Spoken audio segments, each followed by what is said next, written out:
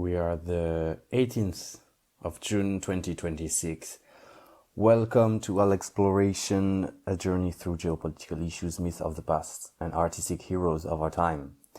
Let's move to our first section, what happened on this day.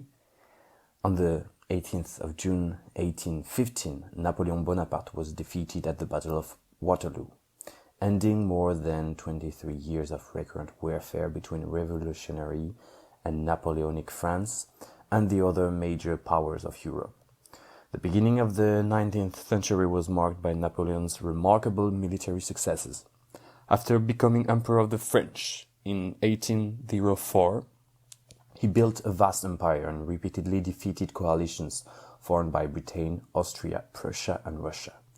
At the height of his power in 1811, France directly or indirectly controlled much of continental Europe.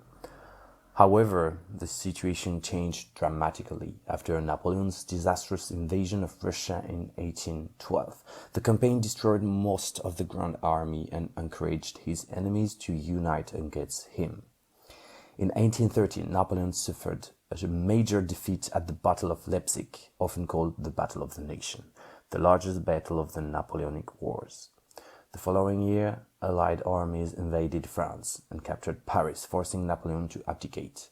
He was sent into exile on the Mediterranean island of Elba. Napoleon's exile lasted less than a year. On the 26th of February 1815, he escaped from Elba and returned to France. His dramatic return, known as the 100 Days, allowed him to regain power almost without resistance. In response, Britain, Prussia, Austria and Russia formed the Seventh Coalition and mobilized their armies to remove him once and for all. The decisive campaign took place in present-day Belgium. On the 16th of June 1815, Napoleon defeated the Prussians at Ligny, while Marshal Ney fought Wellington's forces at Quatre Bras. Wellington then withdrew to a defensive position near the village of Waterloo, where he planned to resist the French until the Prussians could return to support him. On the 18th of June, Napoleon launched a series of attacks against Wellington's army. Despite repeated French assaults, Wellington's troops held their ground. In the late afternoon and evening, the arrival of Prussian forces under Field Marshal Blücher tipped the balance of the battle. A final attack by Napoleon's Imperial Guard, the elite veteran of his army, was repelled, causing the French army to collapse and retreat. The Battle of Waterloo resulted in approximately 47,000 to 50,000 casualties, including soldiers killed, wounded, missing, or captured. While it was neither the largest battle of the Napoleonic Wars nor the bloodiest, the Battle of Borodino on Leipzig both caused great losses, it proved to be the most decisive. Napoleon had suffered defeats before, but he had always managed to rebuild his power. After Waterloo, recovery was impossible. 4 days later, Napoleon returned to Paris and attempted to continue the struggle, but public opinion and political leaders had turned against him. He was forced to abdicate for a second time on the 22nd of June 1815. Allied armies entered Paris on the 7th of July, ending his final bid for power. Napoleon surrendered to the British and was exiled to the remote island of St. Helena in the South Atlantic. There he spent the remaining years of his life before dying in 1821. The defeat at Waterloo marked the definitive end of the Napoleonic Wars and reshaped Europe for decades to come.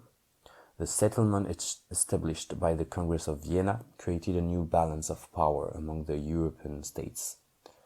Although Europe did not enjoy a full century of peace, wars such as the Crimean War and the Franco-Prussian War would still occur.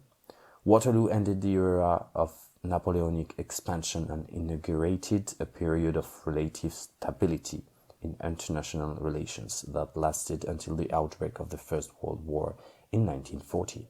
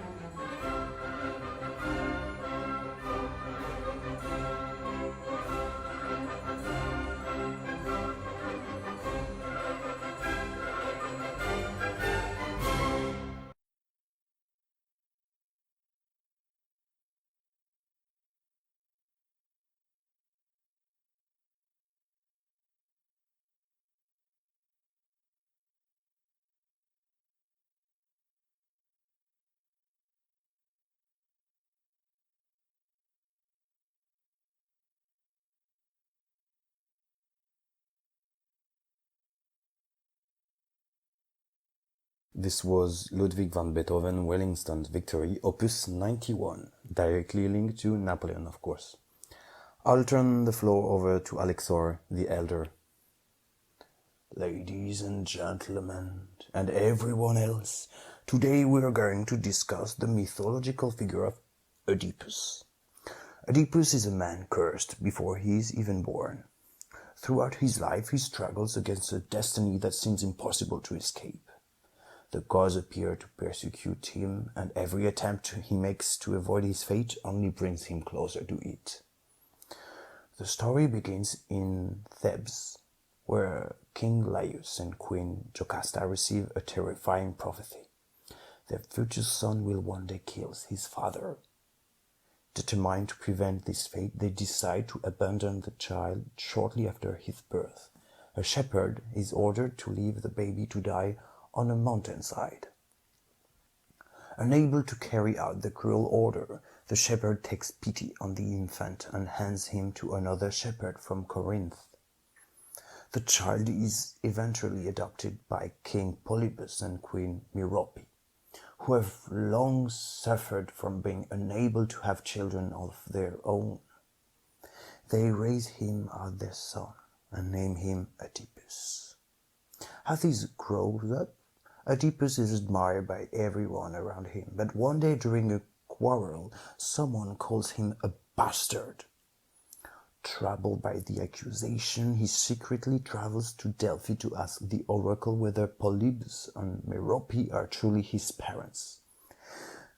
The oracle refuses to answer his question directly. Instead, it delivers a horrifying prophecy. Oedipus is destined to kill his father and marry his mother. Oedipus decides never to return to Corinth, believing that Polybus and Merope are his real parents. In an attempt to escape his fate, he heads towards Thebes. Along the way, he encounters an elderly nobleman traveling with an escort. A dispute breaks out over who has the right of way. Arranged, Oedipus kills the old man and most of his guards, although one survives. Unbeknownst to him, the old man is Laius, his biological father. When Oedipus reaches Thebes, he finds the city terrorized by the Sphinx, a monstrous creature that devours anyone unable to answer its riddle. Oedipus solves the riddle, freeing the city from its curse. As a reward, the people of Thebes make him their king and offer him the hand of the widowed queen Jocasta, whose husband has recently been killed. Without realizing it, Oedipus has fulfilled the prophecy in every detail. He has killed his father and married his mother. Yet, for years he lives happily, unaware of the terrible truth. He believes himself fortunate while in reality he is trapped in an illusion. Eventually, the god Apollo forces the truth into the open. Oedipus discovers his true identity and the horror of his actions. The man who once appeared to be a hero is revealed to be both a parasite and an incestuous husband. The once celebrated king abandons the throne of Thebes, which passes to his brother-in-law Creon. Blind and disgraced, Oedipus leaves the city and wanders in exile for many years, accompanied by his faithful daughter Antigone. His final story is told in Sophocles' second surviving play, Oedipus at Colonus. Near the end of his life, the old king arrives in Colonus, near Athens, where he finds refuge. There, after years of suffering, he finally achieves a form of peace and reconciliation with the gods. According to the legend, his death is mysterious and almost sacred, transforming the cursed king into a figure worthy of reverence.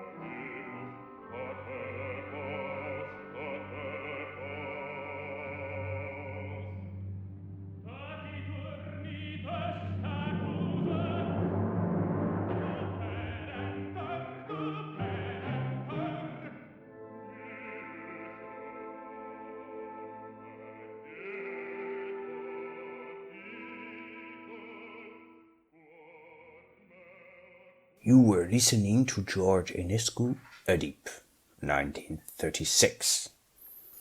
Thank you, Alexor the Elder. You have earned a rest. See you next week. The story of Oedipus has fascinated audiences for more than 2,500 years because it can be interpreted in many different ways. For the ancient Greeks, Oedipus was above all a tragic victim of fate. Sophocles' tragedy presents a world in which human beings are powerless before the will of the gods. Both Laius and Oedipus desperately try to avoid the prophecy announced by the oracle of Delphi, yet every decision they make only helps bring it to fulfillment. In this interpretation, the tragedy is not that Oedipus is guilty, but that he cannot escape a destiny that was decided before he was born. Sophocles portrays a conflict between human freedom and divine power, reminding his audience that mortals can never fully control their own fate. This differs from earlier Greek tragedies, while Aeschylus often emphasized political and civic themes. Sophocles focused more on the individual's confrontation with destiny and the overwhelming power of the gods. Another interpretation sees Oedipus as a symbol of human intelligence and the pursuit of knowledge. After all, he is the hero who solved the riddle of the Sphinx when no one else could. He saved Thebes through reason and determination. Yet these same qualities ultimately led to his downfall.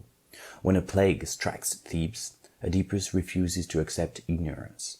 He launches an investigation and relentlessly searches for the murder of King Laius. Ironically, the more he seeks the truth, the closer he comes to discovering his own guilt. In this reading, Oedipus is not merely a victim of fate. He's a tragic seeker of truth with determination to know ultimately destroys him. The play raises a profound question. Is knowledge always liberating, or can some truth be unbearable? Finally, the most famous modern interpretation emerged from more than 2 millennia later. On October 15, 1897, Sigmund Freud wrote to his friend Wilhelm Fliess about discoveries he had made during his self-analysis. In that letter, he referred to Sophocles' Oedipus Rex and proposed a revolutionary idea, that the emotions experienced by Oedipus reflected unconscious feelings shared by all human beings. Freud later developed this idea in the interpretation of dreams. Published in 1899, the myth became one of the foundations of psychoanalysis. According to Freud, young children experience what he called the Oedipus complex, usually during the phallic stage of development. The child unconsciously develops affectionate feelings toward the parent of the opposite sex, while experiences rivalry, jealousy, or hostility toward the parent of the same sex. Freud did not claim that children literally wish to kill one parent or marry the other. Rather, he believed the myth symbolized unconscious desires and family tensions that play a crucial role in psychological development.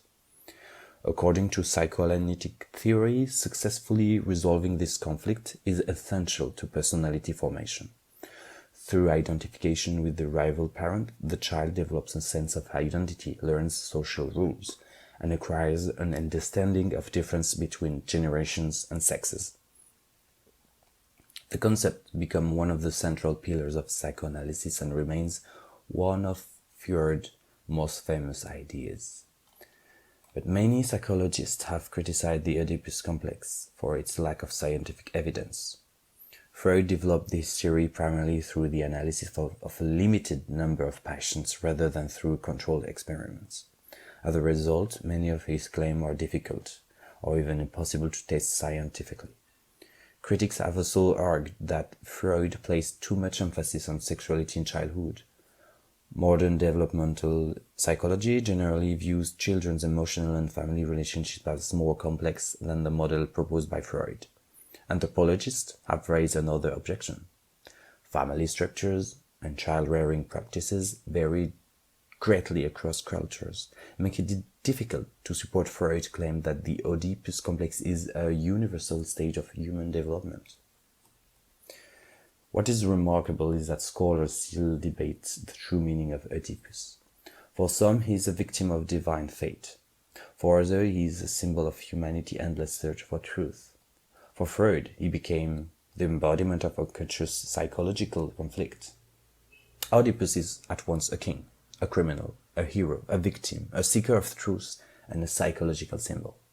Every generation finds something different in his story, which is why the tragedy continues to captivate audiences more than 25 centuries after Sophocles first brought it to the stage.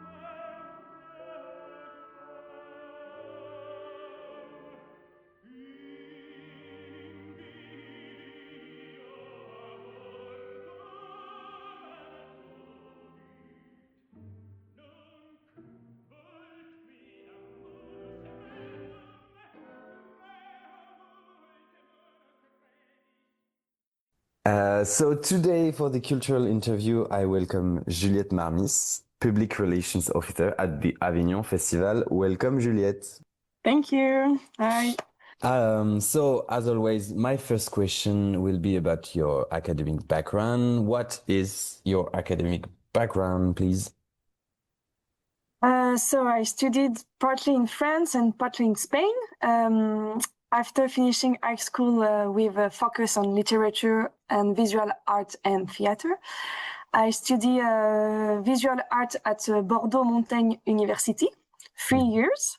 Mm-hmm. And during 1 year, I spent 1 year in Spain with an Erasmus program at the Fine Arts University in Bilbao. And when I come back to France, I complete a professional master's degree in artistic practice and social action.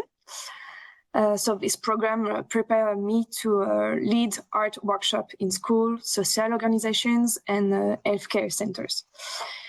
And after that, I complete my master's degree in cultural politics and philanthropy at the Institute of Political Study in Aix-en-Provence. Okay, perfect. With me. Yes. And how did you discover your connection to culture, and where does it come from? I discovered culture at a very young age, when I was in primary school. My teacher often took us to the theater and to the cinema, and my parents also took me to the theater and concerts. So because of this, I grew up in a very artistic and cultural environment. Okay. And so, as I said, you work for Avignon Festival, and it's the France's largest theater festival. And what was it your original intention to work within such a large cultural organization? No, when I started my studies, I never imagined that I could work for the Avignon Festival one day. I knew about the festival, of course, but I thought that people needed a lot of experiences in a theater. So first, I work in a small cultural organization at the theater in Aix-en-Provence, and after on theater for young audiences in Paris, and also in a dance center in south of France. And in March 22, I saw a job advertisement to public relationship officer on Avignon Festival, and I got the job. I was only 25 years And of course, I was very happy about this opportunity. And the Avignon Festival, you know, many seasonal workers are very young because from April to the activity increased and the team need more people to prepare the festival. Okay. So for that, they need young people. Okay. That's it. So, congrats. And what could you tell us specifically? What are your main responsibilities? Yes. You know, we work all the years around. Many people think that we only work in July during the festival, but our organization needs work every month of the year. Okay. Because in my department, there are only 3 people, and we work with school, universities, cultural association, hospital, youth justice centers, and social and healthcare organization.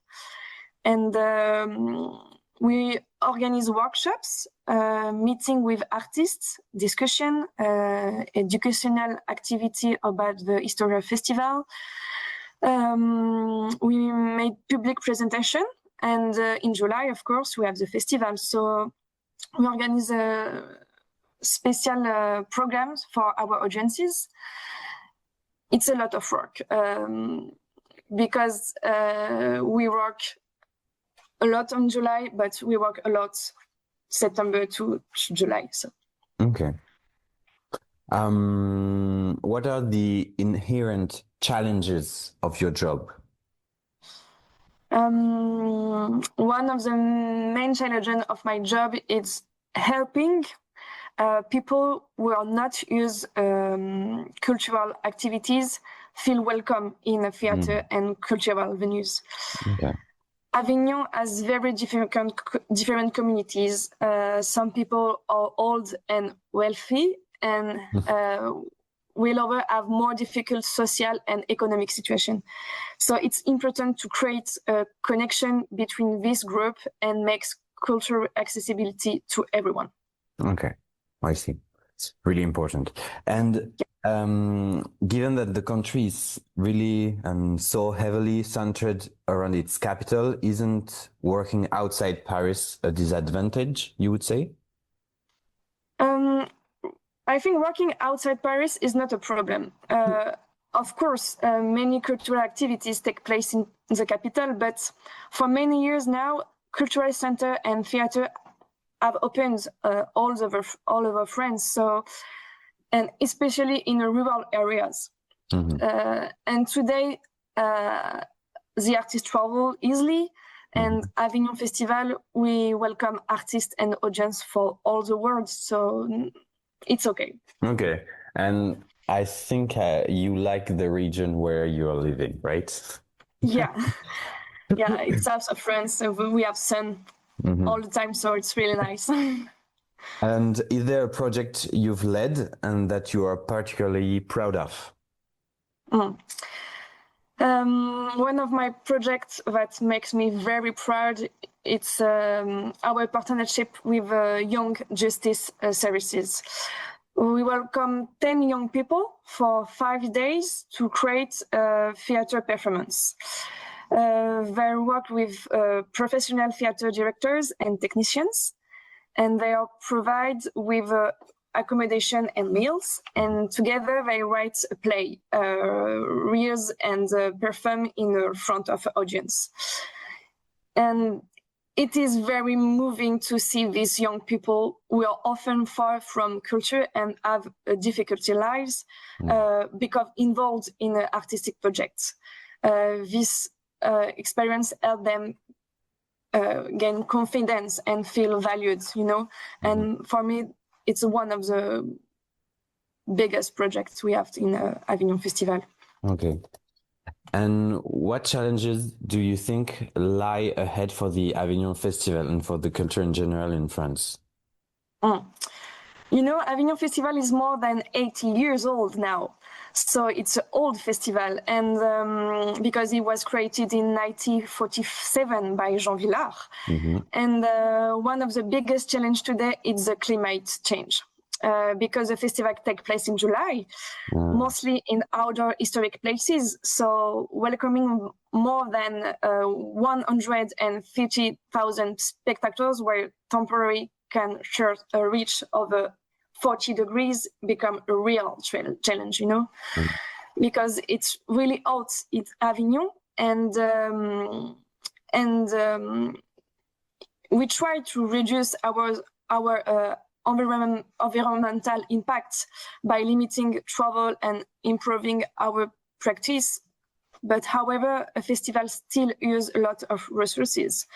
So I think this is climate change, you know. Okay. And yes, you wanted to add something? Sorry. Yeah.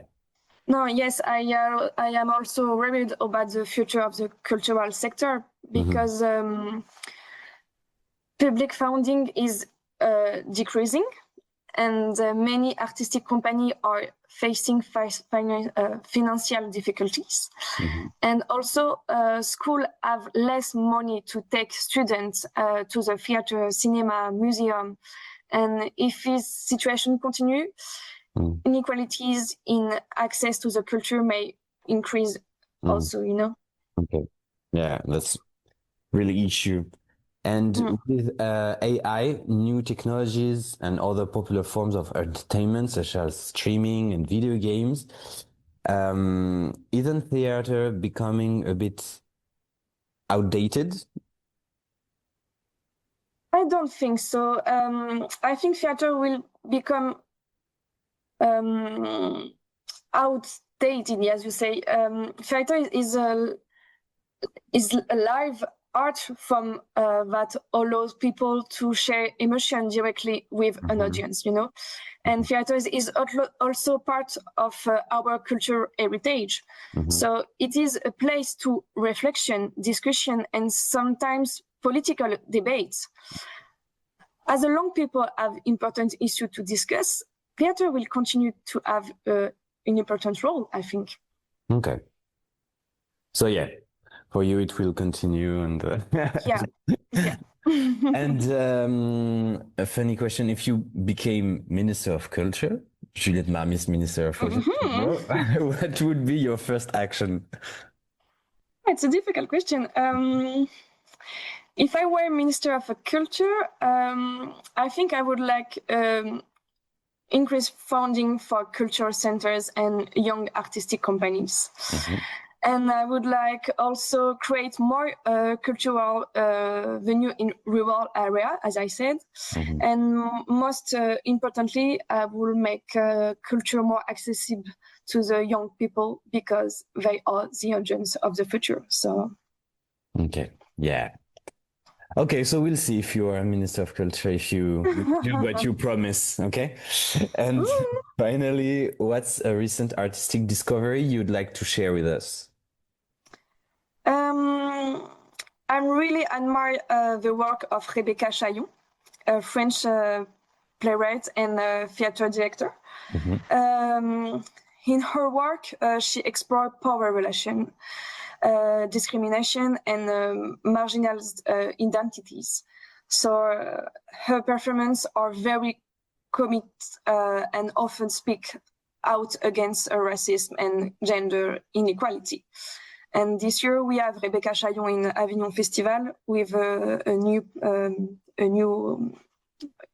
creation. And I think it's a really good person, and I love his work.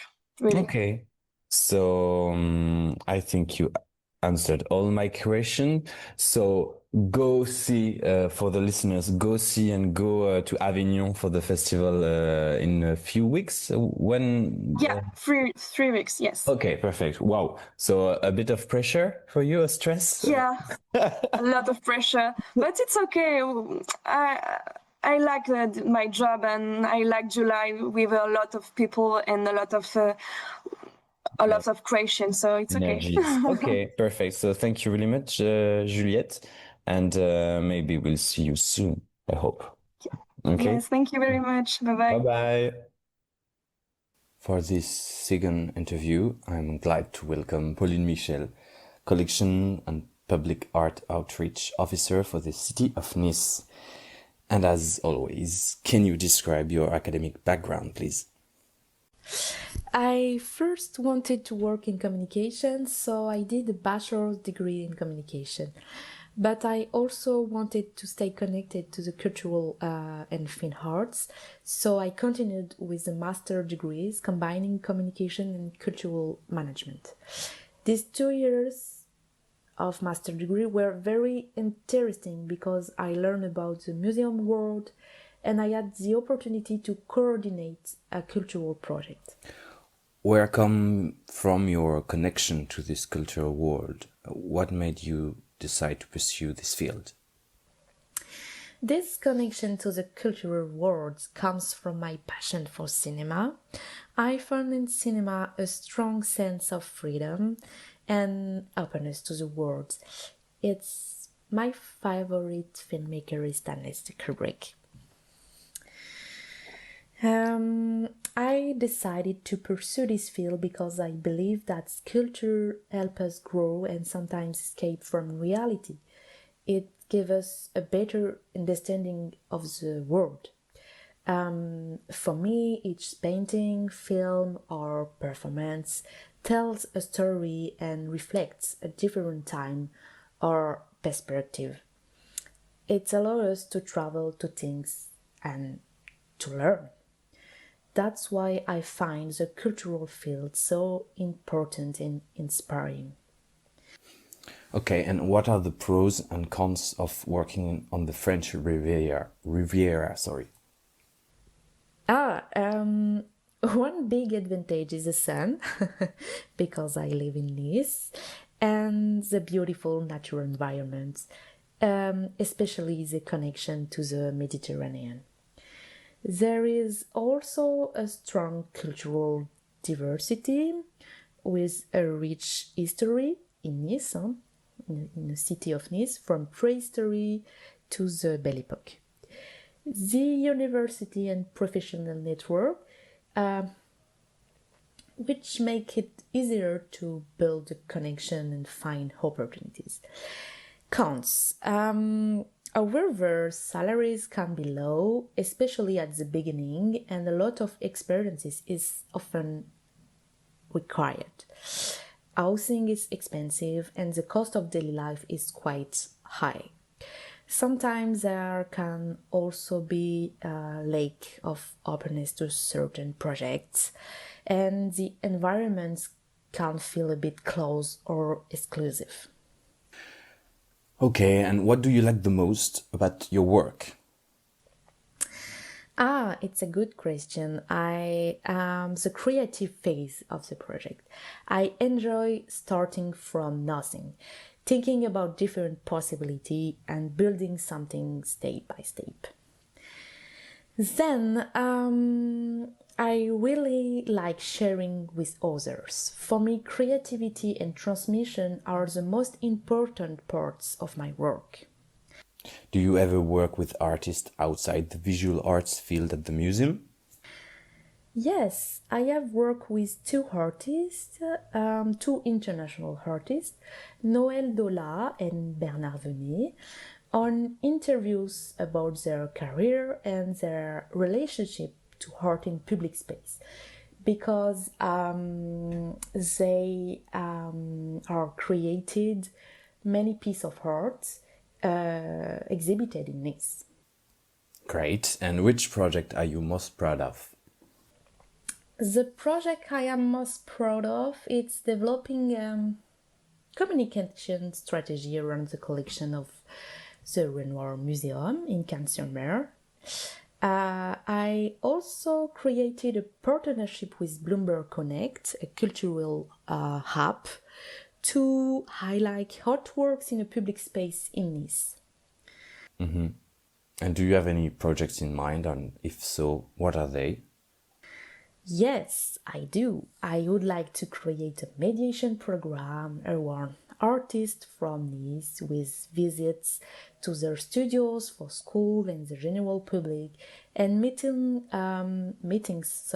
to talk about their techniques.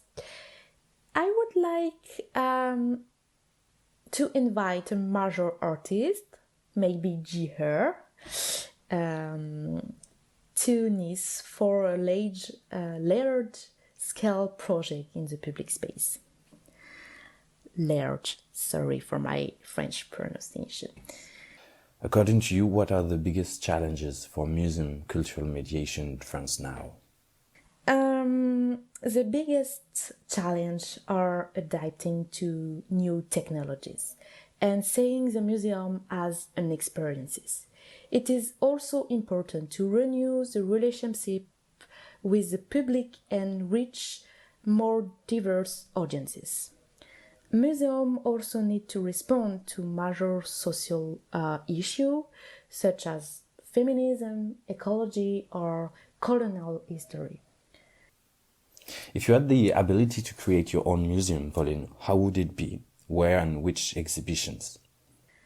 I would create a museum that combines creation, experimentation, and research. Mediation would be at the center of the project, and each room would be experienced as something that raises awareness and reflects contemporary issues. It would be open and inclusive place for all audiences where people can participate and engage. Where it will be open to the Mediterranean to connect with different cultures and people. I'm very interested in the 19th century, especially Impressionism period. So this period will be important for me because I love Renoir, Monet. There would also be contemporary temporary exhibition to create a dialogue with the current issues, especially about nature. The traditional question about politics. If you were appointed Minister of Culture, what would be your first measure? My first measure will be to make culture accessible to everyone, especially in a place where it's not present today. I would prioritize disadvantaged place to give more people access to culture. What do you think is the role of culture of an artist in our society?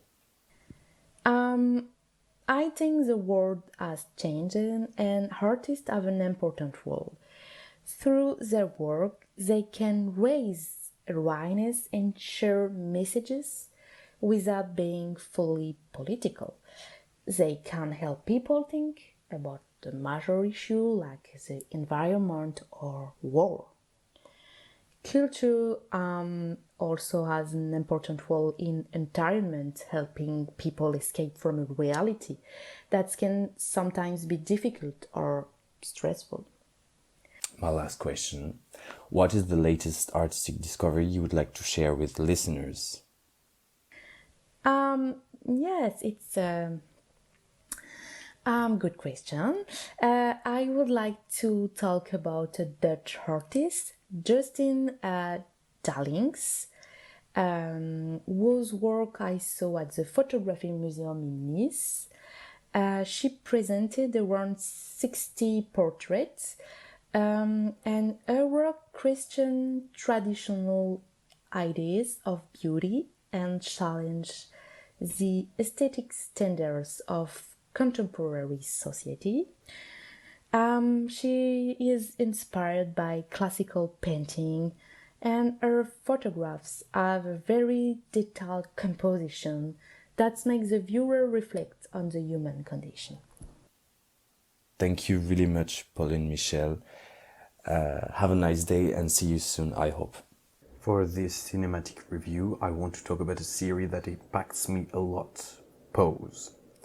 When Pose premiered in 2018, it introduced many viewers to New York ballroom culture of the late 1980s and early 1990s, a world rarely represented in mainstream television.